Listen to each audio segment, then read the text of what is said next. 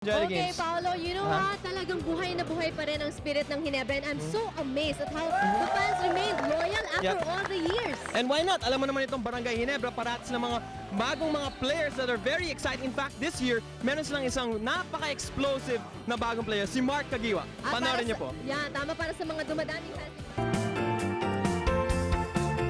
My real name is Mark Anthony Yu Kajiwa.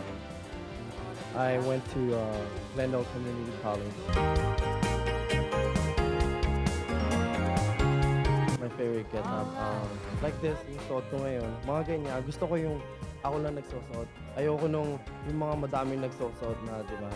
Gusto ko, I want to be, unique.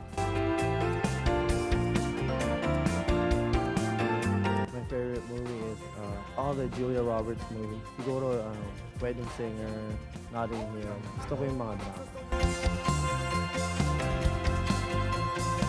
Ang pinapakinggan ko sina Brian McKnight. I mean, before the game, yun ang pinapakinggan ko.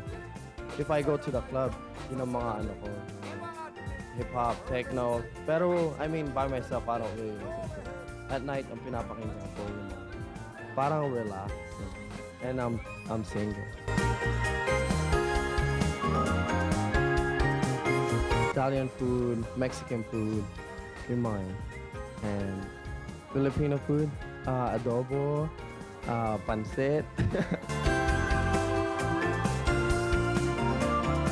Yeah, going to the mall, madalas niyo ako makikita sa Mega Mall dahil malapit lang yung bahay ko doon at saka wala akong magawa. I mean, nagsha-shopping lang ako every time. Ganun ginagawa ko sa Green Hills, sa Japan. Nagsa-surfing ako and then I play volleyball and swimming and I played football. Tall, like skinny, you know, with a body. Ayoko nung mapayat na mapayat, pero I mean skinny with a nice body, honest, and faithful.